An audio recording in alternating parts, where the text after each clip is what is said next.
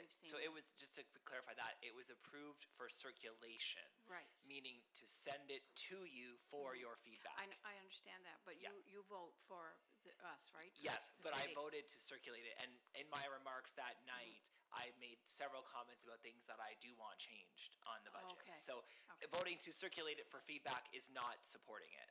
Right, okay, thanks. Yeah. So anyway, that's my question. You know, we have so much duplication that we have in-house, and then we're paying the service commission as well. Well, I'm looking at growing Greater Miramichi as one slide that I'm looking at.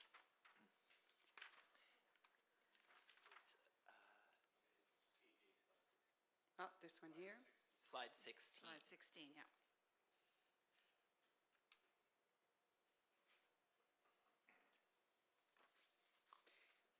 So you're saying, I'm just asking the question if you want to look at it further and get back to us, or?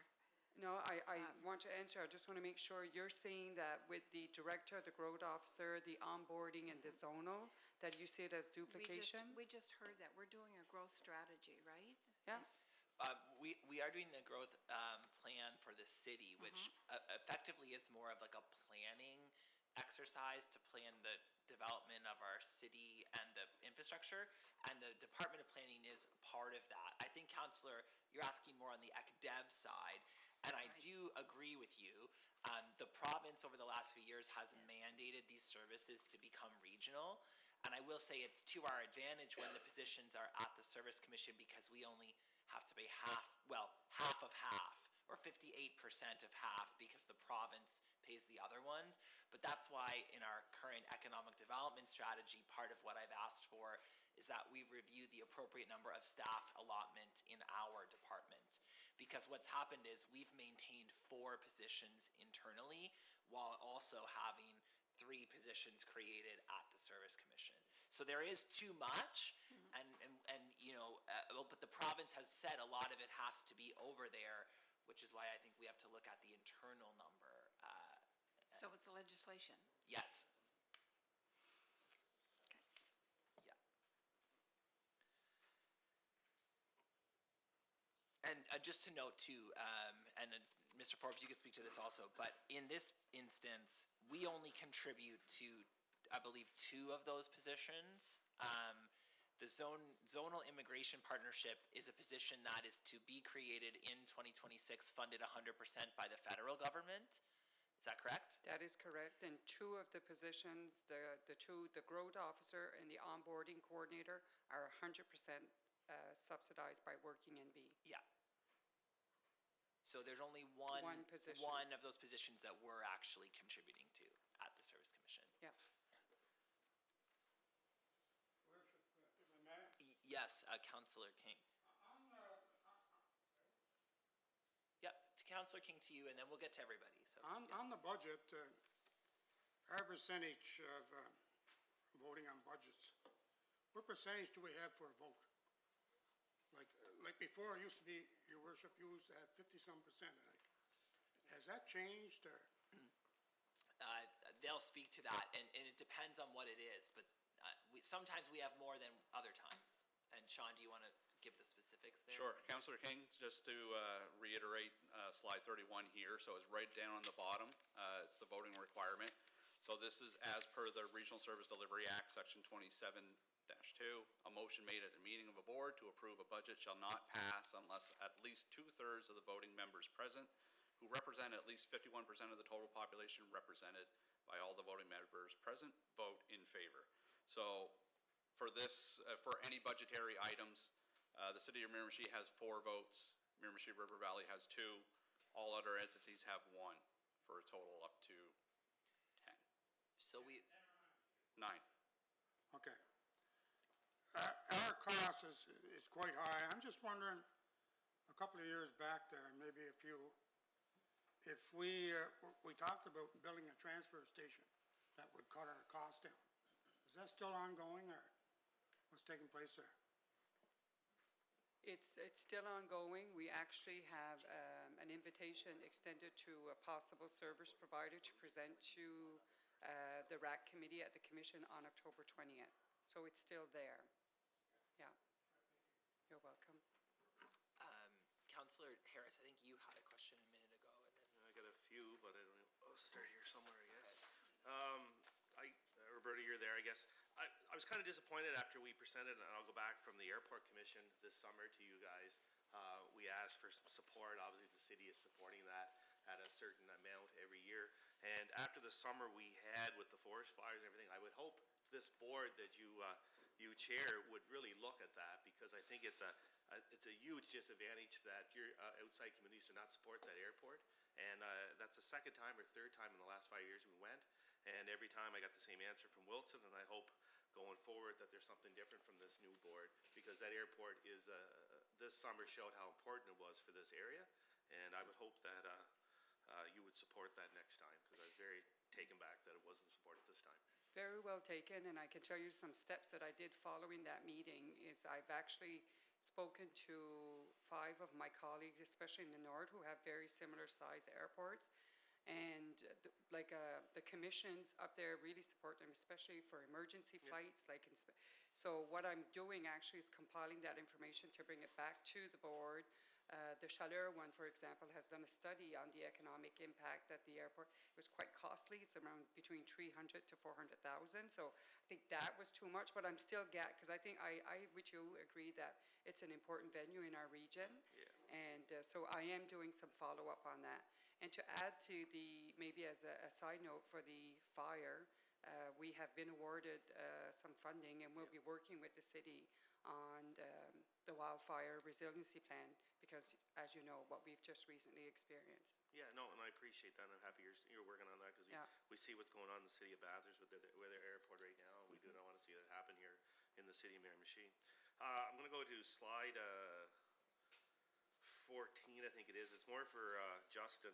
I see your new staffing highlights, customer support role and compliance and enforcement coordinator. I know we do not have the report back yet that was commissioned over the last 8 months or whatever it was that we met here at the council and also at the chamber with. I don't know if one of you can, if you can, I don't know if the report's adopted yet at the RSC or it's not, if you can speak on this or not. But to me, it really highlights the Planning Commission had no customer support. They had no customer role. They weren't there to help the customers. And unfortunately, some of my colleagues over the last few weeks, we're still hearing that today. And we get it on the weekends. We get it at hockey games. So I really hope that these 2 new positions that I see that Justin highlighted really brings that out, because our Planning Commission is not customer friendly. They do not try to help people build. They try to help people not build here, have contractors not come back here. And I think it's an inside environment right now, because I experienced it this summer at work myself with one of the individuals that you come back once, when you come back 8 times in this instance what we're trying to build with a different do this time, should do this time. It doesn't work, and it's always been our issue. But since 2008, since I've been here, there's been a lot of people come and go in this department, and we've always heard it's this person, it's the head of the dragon, it's the head of the dragon. But guess what? We've never got to the head of the dragon. And if the only thing really left if this doesn't start working, this department, is for this council or the next council in May to give a 2-year resolution to abolish the Planning Commission and bring it in-house at where it's going to have to be, because we're seeing we have a tremendous growth. We got to grow more. We heard a growth strategy tonight that the mayor spoke on. We have to hit commercial. We have to use our outline in areas, but we need this department to work with the city and work with the contractors to build, not to put up barriers. And right now, it's still putting up barriers, Roberta.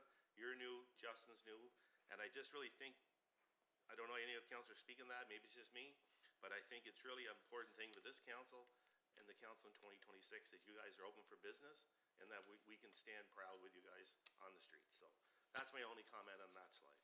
No, if I could add to that, I hear you loud and clear. The operational review will be presented to council on October 29th for approval. The board, to our board. That's where I find my French and English sometimes. I thank you, Sean, for that. So that we will present for approval. Exactly what you just shared, your comments was loud and clear in the operational review. Some highlights, for example, of the operational review, as I mentioned at the beginning when I introduced Justin, he's Director of Operation, Director of Planning. The operational review is recommending a full-time Director of Operation. These two positions that we'll be bringing in, one was already farmed out, so we're going to bring it in to have much more control over the position. As you said, I'm new to the position, but I'm making my commitment, as I have to the other council. We want to improve the relationship between everybody, the public, and I've certainly learned a lot over the last 10 months on really what is their role. What is the role when it comes to the code as a building inspector, and what is the role of a planner? You know, they play two unique roles, but very important role in our growth. And our commitment that I can share with council tonight is once the review has been sanctioned and approved by our board, Justin and I have made a commitment. We will come to meet with each council and explain what the highlights of the operational review are. We're also going to meet with key partners, for example, Chamber of Commerce, to explain to them what our plan is to roll this out in 2026. And one of those crucial positions is that concierge support services. Yeah, thank you. It's good to hear the positive feedback, and hopefully it moves forward that we can live a subnormal life on the streets, I guess, with contractors. So, next one is slide 18. I have 2 or 3 more. Just a question on the regional transportation. We were at a chamber meeting here about a month ago. It was brought up from some businesses about regional transportation, trying to get people back and forth to work. Obviously, when the Centennial Bridge closes, maybe next year. That's always a maybe. We never know. They're talking about, and they started talking about our bus routes, trying to get into neighborhoods to pick up people to go to work, drop them off, because the times just don't work from stop to stop. If someone's working in Douglastown and someone's working in Ardene, they may be 15 minutes late for work with our bus route. So it was brought up from one of your members that were there about the regional transportation, which was brought in, I think, 3 years ago. I remember sitting here and was brought in. I know it's volunteers and they use their own cars. I think you guys pay the mileage and everything. But it's never, and it was said that day, it's never really been promoted. People don't know about it. These businesses did not know about it. And I mean, there's people moving in our community that do not have transportation. So I think that way there, it's good that there's an increase, but I think that way there needs a lot more social media, a lot more in all the communities. And obviously, I'm a big believer on the outside communities, getting people into our hospitals and in for banking, their seniors and everything. I think it's huge, but I think there's a bigger role for the RC and the regional transportation because of the area and all the roads, I guess, and the wide range of area that we have to deal with. So I think it's great. I just hope that you promote it more, Roberta, I guess. Actually, as of last week, we have a one-pager that was designed with our internal graphic designer and our communication and our team, and I was very impressed with what they've developed, and it's exactly for that reason. It's to promote what we currently have in the region for transportation, and we want to add to that, but it's what the city offers, what each community offers, and of course, especially across the region, it's very much the volunteer base. And right now, it's being used for number 1 is medical, to get them to their medical appointments. We have 8 clients in the region that depends on that for their dialysis on a daily basis. And the second one is definitely to get their medication, to pick up their medication. And the third priority is food security. It's if they need to get to the grocery stores to get their food. So right now, that's the 3, and it's all volunteer-based and based on when they need it. So we have a family that depends on that service to get to IWK. So there's, if the council would like more details on who's using it and what, I would strongly recommend to invite Sylvia Roussel at one of the meetings, and she could certainly do a deeper dive into who's actually using that service. Just to quickly speak to that to Roberta, you and the team, we just recently did get done the regional transportation study and plan. That one has already been brought forward publicly. So could one of you guys circulate that to this council? And I will share, to your point, Councillor, we always want the services to be improved. At this point, the board has adopted to stay with the lower level, given that a property tax assessment freeze this year. But it does show us paths of how we can scale that up in future years if we have the revenue to do so. Yeah, because I see the RSC, the Schiller RSC, I think it was, about 6 weeks ago, came out with a tender for, I think, 5 vehicles. So, I mean, I know they've already adopted this and they're using that, and I think with, I think it was for vans at that time. Obviously, they have more than one person traveling at a time, so there is RSCs that are, I think, ahead of the game, so probably gonna learn something there. Slide 10, page 5. There was a deficit in revenue this year, and I know, I think it was Justin brought it up, that obviously the members have to make up the two sources of income. The two sources of income were coming from where? I know you probably said it, but The two major ones were from the RSSF fund that was in access, like Yeah. from previous 2 years, and were accessed last year. Was it 1 year, Sean, or 2 years not used? It would have been 1 year. So 273 that came from that year, that's a big source of funding. And the other one is the MOU we had with the city, which was the tri-partner funding. The city of Miramichi, both Working NB and ACOA were contributing 37,500 to the housing authority as we known it at that, and that funding ended as of August 1st this year. okay, so with the deficit in funding, I know you're coming back to you're coming back not just City of Miramichi, but Miramichi River Valley and everyone else included to make up the difference. The funding that was lost, is it something that has to be re-upped, or can you guys live without it? Where did that money? What did it bring? What was your ROI in that $270,000 that we have to come up with? Because our budget's going up this year to $385,000 over last year, and I know it went up the year before that. And every time Mr. Hoffman shows up, he always strikes us out because he always keeps putting it up. So I just, with that 270, is there an ROI that you guys look at to say, I really need that funding to continue this service, or can we live without that service? Because I know there's a couple programs in here, your sports and your other one that there's surpluses on, so.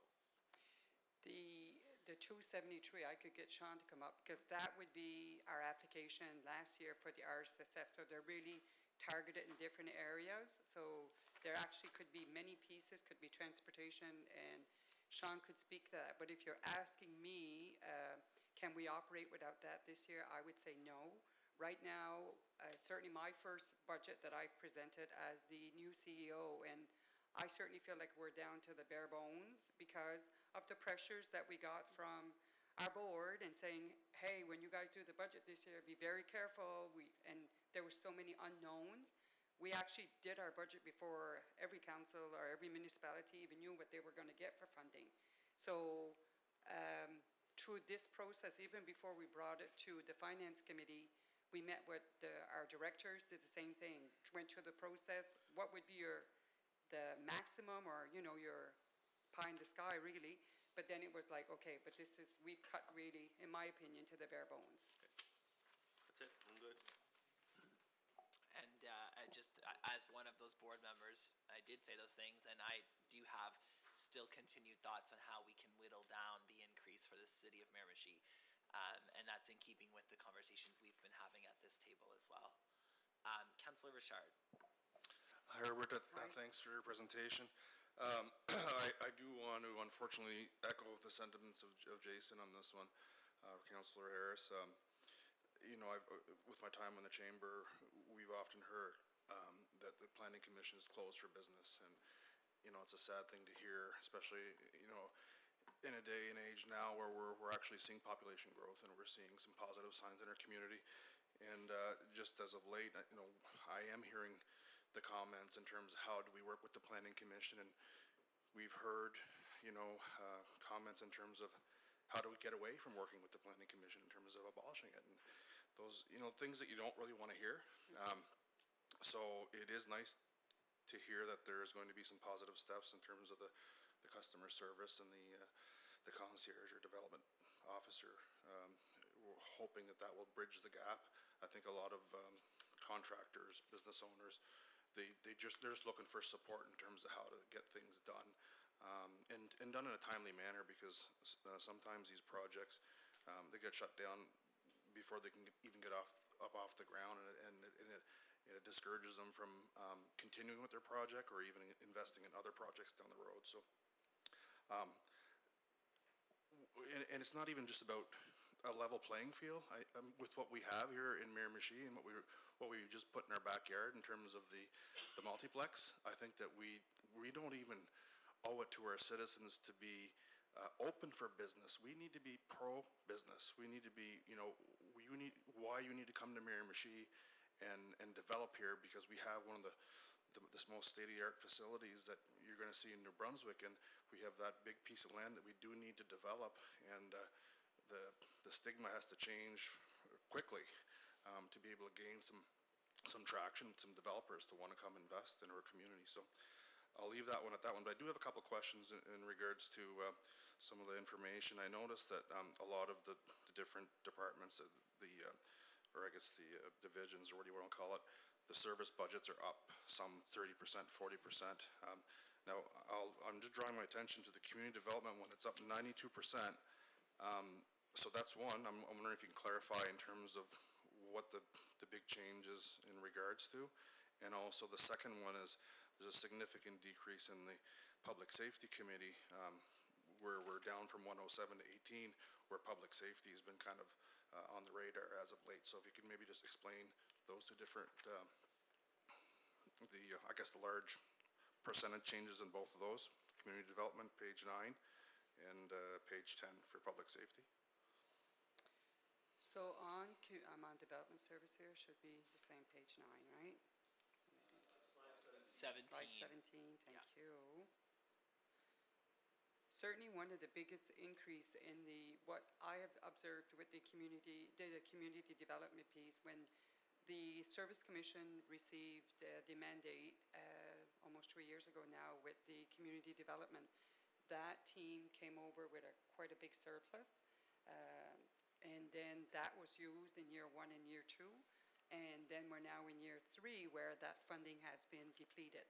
So that is definitely, because I asked the same question, because why are we seeing this increase? And that would be the major driver for that one. Okay, thank you. And then the public safety one, and again, it just might be me misinterpreting the way that the budgets are rolled out from year to year, but last year was... Yeah, sure, yeah. Yeah. Thank you, Councillor Richard, for the question. I'll go back to community development for just a second. When it comes to that, it also combines the housing authority. So in 2025, when we presented our budget to the city of Miramichi, the housing authority was a separate entity itself. Now in 2026, the housing authority is being rolled into community development. So basically, you're combining two budgets into one now. So that explains that increase. When it comes to Public Safety Committee, so when you go into there, for 2025, it was 107,134. The majority of that has to do with the Community Safety and Wellbeing Plan.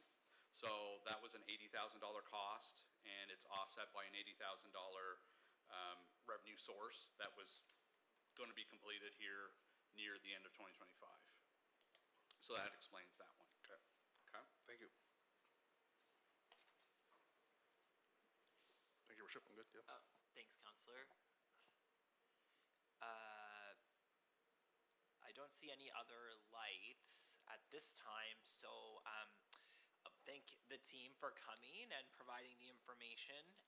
As you mentioned, Ms. McIntyre, this will continue, so now our Finance Committee will reconvene and a final version of a budget will be brought to the board for proposed adoption in the coming weeks. So thank you, and to my colleagues, if you have any other feedback in the next week or so, I certainly welcome your input as I will continue on in this process on our behalf.